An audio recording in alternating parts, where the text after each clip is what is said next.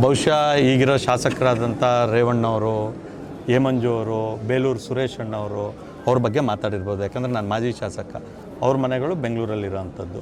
ಅವ್ರ ನಾಯಕರುಗಳ ಬಗ್ಗೆ ಮಾತಾಡಿರ್ಬೋದು. ನನಗದ್ರ ಬಗ್ಗೆ ಮಾಹಿತಿ ಇಲ್ಲ. ನಾನು ಶಾಸಕನಾದ್ಮೇಲೆ ಬೆಂಗಳೂರಲ್ಲಿ ಮನೆ ಮಾಡಿದ್ರೆ ಯೋಚನೆ ಮಾಡಬೇಕು. ವೃತ್ತಿ ಇರುತ್ತೆ, ಸಂಸಾರ ಇರುತ್ತೆ, ನಮ್ಮ ಸಾಮಾಜಿಕ ಚಟುವಟಿಕೆ ಇರುತ್ತೆ. ಹಾಗಾಗಿ ಕ್ಷೇತ್ರದಲ್ಲಿ ನೀನು ಎಷ್ಟು ದಿನ ಇರ್ತೀಯ ಅನ್ನೋದು ಮುಖ್ಯ ಅಲ್ಲ, ಕ್ಷೇತ್ರದ ಜನರಿಗೆ ನೀನು ಎಷ್ಟು ಕೆಲಸ ಮಾಡ್ತೀಯ ಅನ್ನೋಂಥದ್ದು ಸಾರ್ವಜನಿಕದಲ್ಲಿ ಮುಖ್ಯವಾಗಿರೋವಂಥದ್ದು. ಅವ್ರು ಬಿಸಿ ರಕ್ತ ಪಾಪ ಮಾತಾಡಿದ್ದಾರೆ, ಅವ್ರಿಗೆ ಒಳ್ಳೆಯದಾಗಲಿ, ಜನರ ಪರವಾಗಿ ಕೆಲಸ ಮಾಡಲಿ ಅಂತ ಅಷ್ಟೇ ವಿನಂತಿ ಮಾಡಿರೋದು. ನಾನು ಅವ್ರ ಬಗ್ಗೆ ಇಲ್ಲಿ ತನಕ ಟಿಕೆಟ್ ಈಗ ಮೈತ್ರಿಲಿ ನಾನು ಕೆಲಸ ಮಾಡಿ ಅಂತ ಯಾಕೆ ವಿನಂತಿ ಮಾಡ್ತಿದ್ದೀನಿ ಅಂತೇಳಿ ಹೇಳಿದ್ರು. ಅವ್ರಿಗೆ NDA ಅಲಯನ್ಸ್ ಅಂತಿದೆ. ಅವ್ರೇನಾದ್ರು ಕೆಲಸ ಮಾಡಿದ್ರೆ ಜನರ ಆಕ್ರೋಶಕ್ಕೆ ಸಮಸ್ಯೆ ಆದರೆ ನಾಳೆ ನಾನು ಕ್ಯಾಂಡಿಡೇಟ್ ಆಗ್ತೀನಿ. ಆವಾಗ ಅವರ ಏನೋ ಒಂದು ನೆಗೆಟಿವಿಟಿ ಇದೆ, ಅವರ ಅಸಮರ್ಪಕತೆ ನನ್ನ ಮೇಲೆ ಇಂಪ್ಯಾಕ್ಟ್ ಆಗಬಾರ್ದು ಅನ್ನೋ ಕಾರಣಕ್ಕೆ ನಾನು ಅವ್ರಿಗೆ ಮನವಿ ಮಾಡ್ತಿರೋದು. ಅವ್ರಿಗೆ ಕೆಲಸ ಮಾಡಿ ಅವರನ್ನು ವಾಪಸ್ ನೀವು ನಿಲ್ಲಿ ಅಂತ ಹೇಳಲಿಕ್ಕಲ್ಲ, ಅವ್ರಿಗೆ ಅರ್ಥ ಆಗಿಲ್ಲ ಬಹುಶಃ. ಈಗ NDA ಅಭ್ಯರ್ಥಿ ಆಗಿರೋದ್ರಿಂದ ನಾಳೆ ನನ್ನ ಪರ ಬಂದು ಅವ್ರು ಓಟ್ ಕೇಳಬೇಕು.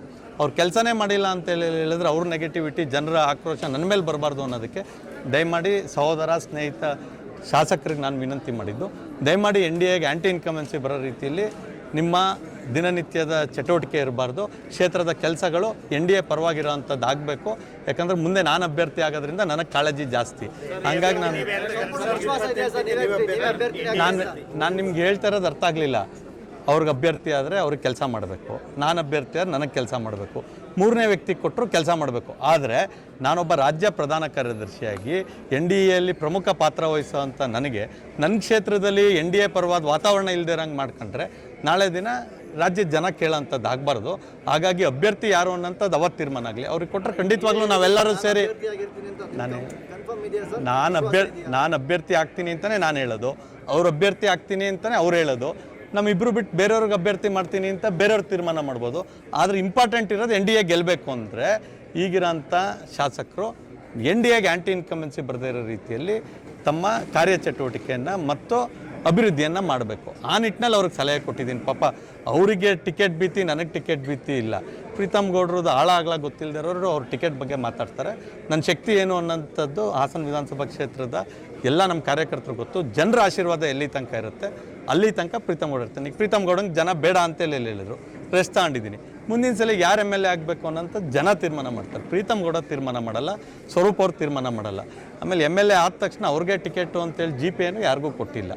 ಆ ರೀತಿ ಟಿಕೆಟ್ ಕೊಡೋದಾದರೆ JDS ಅಲ್ಲಿರೋರು 18 ಜನ MLA, JDSಗೆ 18 B.Pharm ಸಾಕಾ? 224 ಕ್ಷೇತ್ರದಲ್ಲಿ ಗೆದ್ದ MLAಗಳಿಗೆ ಎಲ್ಲರಿಗೂ ಟಿಕೆಟು ಅಂತೇಳಿ ಹೇಳಿದರೆ 2028ಕ್ಕೆ ನಡೆಯೋ ಚುನಾವಣೆಯಲ್ಲಿ 18 B.Pharm ಸಾಕಾಗ್ತಾ JDSಗೆ? ಅವ್ರು 70-80 ಸೀಟ್ ಬೇಕು ಅಂತಿದ್ದಾರೆ. ಗೆಲ್ಲ ಸೀಟ್ಗಳಿಗೆ ಟಿಕೆಟ್ ಬೇಕು ಅಂತಾರೆ. ಚನ್ನಪಟ್ಟಣ ಏನಾಯಿತು, ಹಾಸನ ಏನಾಗುತ್ತೆ ಗೊತ್ತಿರುತ್ತಲ್ಲ. ಹಂಗಾಗಿ ಸ್ವರೂಪ್ ಅವರು ಹೊಸದಾಗಿ ರಾಜಕಾರಣಕ್ಕೆ ಬಂದರೆ ಅವ್ರ ತಂದೆ ಭಾಳ ಹಿರಿಯರಿದ್ದರು, 4 ಸಲ ಗೆದ್ದಿದ್ರು. ಅದರ ಅನುಕಂಪ, ಅವತ್ತಿನ ರಾಜಕೀಯ ಪರಿಸ್ಥಿತಿಯಲ್ಲಿ ಗೆದ್ದಿದ್ದಾರೆ. ಪ್ರತಿದಿನ ಲಾಟ್ರಿ ಟಿಕೆಟ್ ಹೊಡೆಯೋದಿಲ್ಲ, ಕೆಲಸ ಮಾಡಬೇಕು. ಲಾಟ್ರಿ ಟಿಕೆಟಲ್ಲಿ ಏನೇನು ಅನುಕೂಲ ಆಗಿರುತ್ತೆ ಅದು ಲಾಟ್ರಿ ಟಿಕೆಟ್ ಒಂದೇ ಸಲ ಅನುಕೂಲ ಆಗೋದು. ಶ್ರಮ, ಪರಿಶ್ರಮ ಮತ್ತು ಬದ್ಧತೆಯಿಂದ ನಾನು ಕೆಲಸ ಮಾಡೋಕೆ, ಅವರು ಕೆಲಸ ಮಾಡೋಕ್ಕೂ NDA ಗೆಲ್ಲಬೇಕು. ಯಾರನ್ನಾರು ಅಭ್ಯರ್ಥಿ ಮಾಡಲಿ, ಸ್ವರೂಪ್ ಅವ್ರನ್ನ ಮಾಡಿದ್ರೆ ನಮ್ಮೆಲ್ಲ ಕಾರ್ಯಕರ್ತರು ಸೇರಿ ಮಾಡಬೇಕು. NDA ಪ್ರೀತಮ್ ಗೌಡ ಆದರೆ ಅವ್ರು ಬಂದು ಮಾಡಬೇಕು. ಮೂರನೇವರಾದರೆ ನಾವಿಬ್ಬರು ಸೇರಿ ಅಭ್ಯರ್ಥಿನ ಗೆಲ್ಸ್ಕೊಬರ್ಬೇಕು. ಹಂಗಾಗಿ ಅವ್ರಿಗೆ ಯಾವುದು GPA ಕೊಟ್ಟಿಲ್ಲ. ಅವ್ರಿಗಿರೋಂಥದ್ದು ಈಗ NDAಯಲ್ಲಿರೋದ್ರಿಂದ ದಯಮಾಡಿ ಕ್ಷೇತ್ರದ ಮತದಾರರಿಗೆ ಹತ್ತಿರವಾಗಿರಿ. ನಮ್ಮ NDAಗೆ ಆ್ಯಂಟಿ ಇನ್ಕಮೆನ್ಸಿ ಬರದೇ ಇರೋ ರೀತಿಯಲ್ಲಿ, ನೆಗೆಟಿವ್ ಬರದೇ ಇರೋ ರೀತಿಯಲ್ಲಿ ಅಭಿವೃದ್ಧಿ ಕೆಲಸ ಮಾಡಿ ಜನಸಾಮಾನ್ಯರ ಸಮಸ್ಯೆಗೆ ಸ್ಪಂದಿಸಿ ಅಂತೇಳಿ ಹೇಳಿ ನನ್ನ ಸಹೋದರನಿಗೆ ವಿನಂತಿ ಮಾಡ್ತೀನಿ. ಅವ್ರ ಟಿಕೆಟ್ ಬಗ್ಗೆ ಎಲ್ಲ ಮಾತಾಡೋಷ್ಟು ತಲೆನೇ ಕೆಡ್ಸ್ಕೊಳ್ಳೋದು ಬೇಡ. ಯಾರಿಗೆ ಟಿಕೆಟ್ ಕೊಡ್ತಾರೆ ಸರ್ವೆ ಮುಖಾಂತರ ಆಗುತ್ತೆ. ಯಾರಿಗೆ ಟಿಕೆಟ್ ಕೊಟ್ಟರು ಒಟ್ಟಾಗಿ ಮಾಡೋಣ, ನಾನು ಅವರು ಒಟ್ಟಿಗೆ ಮಾಡೋಣ. ಸಹೋದರ ಇದ್ದಾರೆ. ನಾನು ಇನ್ನೊಂದು ಆರೋಪ ಮಾಡಿದೆ ಏನಂದರೆ, ನೀವೊಂದು ಮಾತು ಹೇಳಿದ್ದೀವಿ, ಸರ್ಕಾರಿ ಕಚೇರಿ ಪಾಲಿಕೆಯ ಕೆಲಸ ಆಗ್ತಾಯಿಲ್ಲ ಜನಗಳದು, ನಾನೇ ಚೇರಕ್ಕೆ ಕೂತ್ಕೊಂತಿಲ್ಲ ಸ್ವಾಗತ ಅಂತ ಹೇಳಿದ್ರು. ಅವರು ಬಂದು ಜೊತೆಗೆ ನಾವು ಮಾಡೋಣ ಕೆಲಸ ಅಂತ ಹೇಳಿದ್ದಾರೆ. ಅವ್ರು ಸ್ವಾಗತ ಕೋರೋದು ಇಬ್ಬರು ಒಟ್ಟಾಗಿ NDAನ ಬಲಪಡಿಸೋಂಥ ಕೆಲಸ ಮಾಡ್ತೀವಿ. ಜನಸಾಮಾನ್ಯರ ಸಮಸ್ಯೆಗೆ ಪರಿಹಾರ ಮಾಡ್ತೀವಿ. ಅವ್ರು ಡೇ ಟು ಟೈಮು ಹೇಳಿ ಕಳ್ಸೋರು ಅವ್ರ PAಕಲ್ಲಿ ನಾನು ಹೋಗಿ ಬರ್ತೀನಿ. ಯಾಕಂದ್ರೆ ಅವ್ರು ಶಾಸಕರಿದ್ದಾರೆ, ನನಗೆ ಅಧಿಕಾರ ಇಲ್ಲ. ಅವ್ರು ಯಾವತ್ತು ತಿಳಿಸ್ತಾರೆ ಅವ್ರು PAಗೆ ತಿಳಿಸಿದ್ರೆ ಆಯಿತು. ಅವ್ರು PA ನನಗೆ ಕರೆ ಮಾಡಿದ್ರು ನಾನು ಹೋಗಿ ಅವ್ರ ಜೊತೆ NDA ಬಲಪಡಿಸೋಂಥ ಕೆಲಸ ಮಾಡೋಣ, ಒಟ್ಟಾಗಿ ಕೆಲಸ ಮಾಡೋಣ. ಆಮೇಲೆ ಜನಾಭಿಪ್ರಾಯ ಏನು ಹೇಳುತ್ತೆ ಅವ್ರಿಗೆ ಟಿಕೆಟ್ ಕೊಡ್ತಾರೆ. ಪ್ರೀತಮ್ ಗೌಡಂಗೆ ಟಿಕೆಟು ಅಂತ ಒಂದು ಕ್ಷಣಕ್ಕೂ ಹೇಳ್ತಿಲ್ಲ ನಾನು. ಈ ಜನಾಭಿಪ್ರಾಯ ಏನಿದೆ ಅವ್ರ ಪರವಾಗಿ ನಾನಿಲ್ಲ.